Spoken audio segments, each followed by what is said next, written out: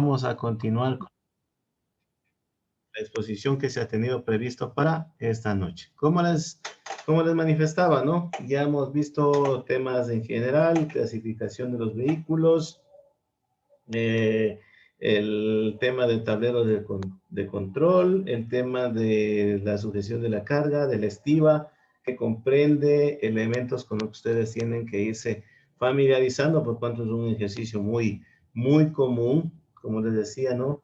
El conductor de una unidad de carga pesada es responsable del procedimiento de la carga, transporte, manipulación, descarga, del lugar de origen hacia el lugar de destino, justamente cumpliendo con las respectivas normativas de seguridad, sobre todo, teniendo precaución justamente en la conservación y la manipulación de la carga que están llevando, ¿no? Sea por cuenta propia, sea por una empresa de servicios comerciales, algún servicio que justamente nosotros podemos prestar, ¿no? Ustedes saben que el transporte de carga de mercancías, de personas, ¿sí? Justamente estamos tratando de que se considera un servicio, al ser una contraprestación de dinero a cambio de algo que es intangible y que queda como satisfacción del cliente. Bueno, hemos visto un poquito más de la conceptualización general del caso, ¿no? Como les decía, justamente vamos a enfocarnos en esta ocasión respecto del tema que concierne a las maniobras en la conducción. Pues bien, ¿qué son las maniobras de conducción, no? Bueno, las maniobras de la conducción son en sí parte de lo que le compete al conductor, ¿no? Son variaciones tanto en la dirección y en la posición del vehículo, que pueden modificar las circunstancias normales del tráfico. Por supuesto, estamos alterando, somos un elemento adicional, somos un elemento que define tal vez el movimiento de otros elementos, ¿sí? Justamente esta interrelación es la que hace que haya una interacción entre los mismos y supone que va a haber un cambio de direcciones, cambio de posiciones, y en los cuales nosotros qué buscamos con esta situación, ¿no? Nuestro movimiento, nuestra intervención en el tráfico modifica las circunstancias normales del mismo y, por supuesto, como conductores profesionales responsables de nuestros actos, justamente lo que buscamos, capacitados, formados, leídos, nutridos de los conocimientos, de los reglamentos, de las leyes, de lo que debemos hacer, de lo que debemos evitar. Justamente el objetivo nuestro desde nuestra acción individual es buscar siempre una mayor seguridad en la conducción de vehículos con el fin de ¿qué? Salvaguardar lo que siempre hemos manifestado, ¿no? La seguridad vial. Salvaguardar de este modo la integridad de nosotros mismos, de los demás conductores y de todos los usuarios viales en general, ¿no?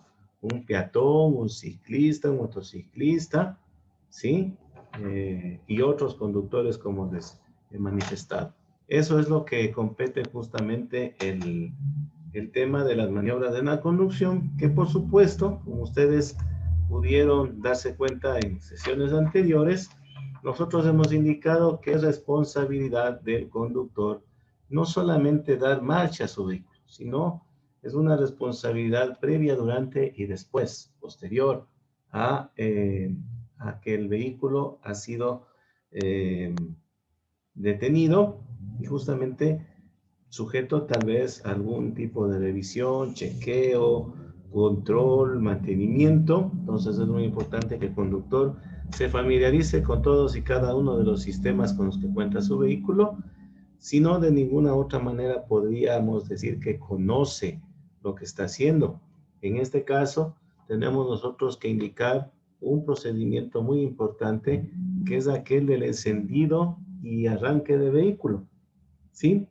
Nosotros podemos, y por eso nosotros hacemos énfasis en esta situación, porque en realidad en el vasto mundo, en el universo global, en una cantidad inmensa de conductores, encontramos que algunos no hacen más que lo que siempre tratamos de evitar, ¿no?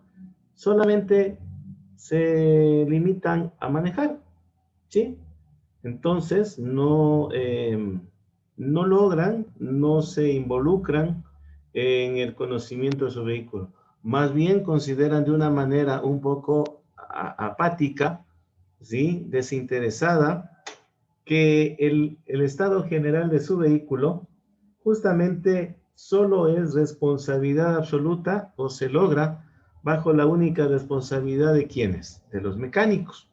Solamente me dedico a dar la marcha al vehículo y si se sucediera algún siniestro, algún problema, algún inconveniente, algún defecto, alguna falla, pues inmediatamente tengo que recurrir al mecánico.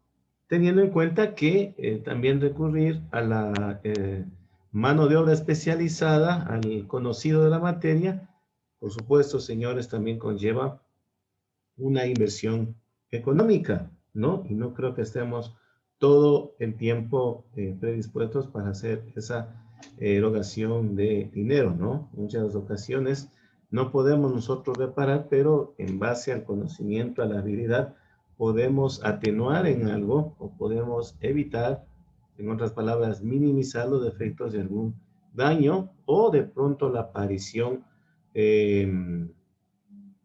sorpresiva de algún defecto, de algún fallo en algún sistema del vehículo. Por supuesto, ustedes saben que ahí hemos colocado una imagen que nos hace saber y entender e interpretar que estamos dando el arranque al vehículo. Entonces, antes de encender el vehículo, se debe realizar una serie de pasos, ¿no? Estos pasos son, por ejemplo, ¿cuáles son? Ya les vamos a indicar, ¿no? En este caso tenemos que justamente estamos cumpliendo con este procedimiento, qué sé yo, protocolo, pasos a seguir, ¿no? Tenemos, por ejemplo, que debemos chequear debajo del vehículo, ¿sí? Tenemos que hacer un recorrido alrededor del vehículo. Tenemos que revisar las partes del motor. Tenemos que chequear y testear lo que son los contactos eléctricos. Tenemos que colocarnos a bordo para revisar cómo están los estados de todos y cada uno de los testigos, indicadores. Tenemos también que, por supuesto, ya hacer el arranque del motor. Recuerden que algunos testigos, bueno, las luces, los pictogramas, empiezan a parpadear indicando de que este se está auto chequeando, ¿no? Y algunos otros que también pudieran aparecer en ese momento. Hay que hacer el arranque del motor, por supuesto, y justamente acá tenemos una pequeña imagen, ¿no? Que nos indica qué es lo que hay que hacer debajo del motor, ¿no? Debajo del vehículo, perdón. ¿Qué debemos revisar debajo del vehículo? Si tal vez hay alguna rotura de algún elemento, ¿sí? Si tal vez hay un desprendimiento, cómo están las piezas, cómo está en su conjunto la unidad pesada, si está en buenas condiciones, si no hay derramamiento de algún tipo de fluido, ¿sí? Entonces hay que ver y hay que conocer. Hay que conocer el vehículo a fondo, en todas sus extremos, sus partes, sus piezas, sus sistemas. Y ustedes también están, supongo, haciendo reconocimiento de lo que es la mecánica, ¿no? Así que justamente ustedes ya saben dónde está ubicado cada uno de los sistemas, ¿no? También incluso se revisa lo que es un poco el tema de los neumáticos, el tema de freno, el tema de todos los sistemas que están justamente, que comprenden la unidad de carga pesada. Si esta unidad de carga pesada engancha algún remolque, hay que ver si este obviamente está en buen estado de sujeción, ¿no? Y lo que también veíamos en la sesión anterior, ¿no? ¿Qué sucede con la carga también, si no representa algún peligro, si esta ha sido debidamente equilibrada, colocada sobre los ejes respectivos de nuestra unidad, ¿no? Otro de los pasos de procedimientos que debemos seguir es hacer un recorrido alrededor del vehículo. Ya estuvimos debajo del vehículo, ahora tenemos que hacer un recorrido alrededor del vehículo. ¿Sí? Ahí ya tenemos una visión un poquito más clara, cosas que tal vez están fuera del alcance cuando ya estamos circulando, ¿no? A través de los retrovisores, no podemos observar ciertos ángulos, ciertos extremos, ciertos lados, ciertas aristas de nuestra unidad y que nos van a permitir justamente ver si existe alguna deficiencia, ¿no? Es muy importante hacer esta maniobra para detectar si existe algún fallo, algún daño en esta unidad. ¿Qué más tenemos nosotros que justamente tener en consideración? Revisar lo que es la parte respectiva del motor. Y en el motor, justamente, obviamente vamos a revisar todos sus elementos, pero hay que tener mucho cuidado con los niveles de los fluidos. Por eso también hemos colocado una imagen referida con, sobre todo con el aceite, ¿no? El aceite del motor. Y hay que recordar una cosa, independientemente de si hace frío o hace calor, durante todo el año, en todas las épocas, cada cierto tiempo, ustedes deben revisar los niveles de los fluidos de su vehículo, ¿sí? De ellos justamente, de su buen estado, de su buen nivel, de su buena calidad, de su buena composición, ¿sí? Inclusive, de esto depende que el motor vaya a funcionar bien y no se tenga que visitar. Ahí sí, inevitablemente y por daños obviamente drásticos, graves, al taller mecánico y por supuesto, si no tuvimos la prevención de revisar los niveles de los fluidos, especialmente del aceite en este caso, todos los fluidos son muy importantes desde luego, sí, ahí sí vamos a visitar el taller mecánico obligatoriamente y lo que es más, antes de tiempo y por supuesto, ya es lógico pensar cuáles son probablemente las consecuencias. Van a ser más graves, más negativas que lo que inicialmente desearíamos que sería ir a un taller mecánico por tema de mantenimiento rutinario, mantenimiento preventivo. En este caso, como no pudimos evitar ciertos fallos en los sistemas, nos quedó no más que otra que ir justamente al taller mecánico por temas más graves, lo que son ya mantenimientos correctivos, ¿no? ¿Qué más tenemos que decir respecto de esto de los niveles de fluidos? Y vamos a hacer eh, la, la referencia justamente al aceite, ¿no? Y en este tema vamos a dar una pequeña aclaración, una pequeña definición, conceptualización de lo que es el aceite, ¿no? El aceite básicamente es, en primer lugar, un lubricante. Dentro de los fluidos del vehículo, debe ser, y como recomendación, a modo de precaución, uno de los que debe hacerse una revisión mucho más minuciosa, más interiorizada, más cuidadosa, ¿sí? El hecho de que el conductor se limite erróneamente solamente a conducirlo, a manejarlo, ¿sí? No es suficiente. Debe haber una revisión adecuada, llevar el nivel por debajo de lo aconsejado o por encima puede llevar a graves consecuencias. Ustedes saben que el nivel de los fluidos siempre tenemos nosotros unos límites máximos y mínimos. Lo recomendable es tenerlo en un nivel medio entre el máximo y mínimo. Entonces hay que tener mucho cuidado. Tal vez un conductor novel considera o piensa que tal vez teniendo mucho más fluido de lo que marca los recipientes, los contenedores, tal vez esté bien, pero en este caso es perjudicial. Y por supuesto, ¿no? Al tratarse del aceite de un elemento lubricante, si falta, si carecemos de ese elemento, pues obviamente estamos conscientes de lo que podría suceder con algunas piezas, con algunos engranajes que justamente requieren de lubricante para su rotación, ¿no? Para su engranaje que justamente esté funcionando perfectamente, no sufra daños y que estos no conlleven justamente a tal vez, qué sé yo, se me ocurre, elevar el nivel de temperatura del motor, roturas, porque justamente hacen contacto las piezas sin lubricante y puede causar una fricción, ¿sí? Así que hay que tener bastante cuidado con esto. Además de que, por supuesto, tenemos que estar muy pendientes de observadores de realizar la sustitución de este aceite cuando lo indique el fabricante, por supuesto. Ellos nos dan el lapso hay de diferentes marcas, diferentes calidades, diferentes características, inclusive desde 5.000 hasta 10.000, etcétera, diferentes composiciones. Estamos hablando de el aceite mineral, que prácticamente es el aceite, lo podríamos decir, tradicional por su composición, el inicial que se fabricó.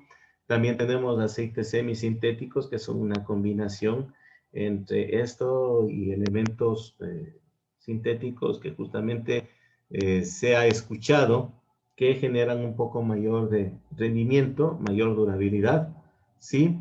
Menor desgaste, por supuesto.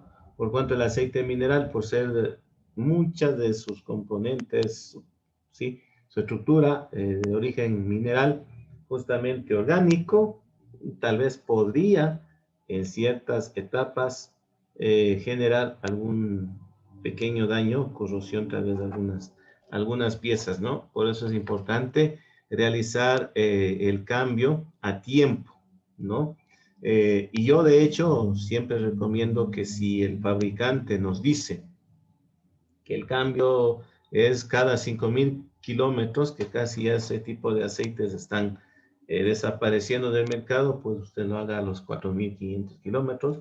Es una manera de cautelar el tiempo de vida útil y podría hacerlo, ¿no? Según el modelo, según la marca, según la característica, según la composición, como les digo, no olviden ustedes cuál es su obligación primaria, revisar el nivel con frecuencia, y todos, ¿no? Por lo general, al menos una vez al mes o siempre antes de un viaje largo, que se considere una larga travesía, ¿no? En el cual tal vez no tengamos la posibilidad, la facilidad de llevar a nuestro vehículo a un taller mecánico con accesibilidad, porque ustedes saben que siempre los vehículos livianos, pesados, cualquier índole, nosotros lo consideramos con mucho celo, ¿no? A veces podría ser esa palabra, y permitimos solamente que un mecánico en particular sea el que lo repare, ¿no? Es como cuando en nuestro tema de salud tenemos y contamos siempre con nuestro médico de cabecera, es algo así similar y creo que no me equivoco en esa consideración, salvo que tengamos alguna mala experiencia con nuestro mecánico y tengamos que cambiarlo, ¿sí? Así que hay que tener mucha cautela con eso.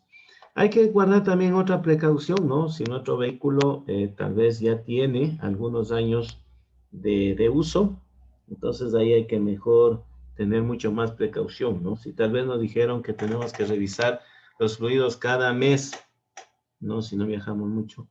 Si es un vehículo antiguo, ¿no? O de muchos años de uso, pues podría yo reducirlo a la periodicidad de cada 2 semanas, ¿no?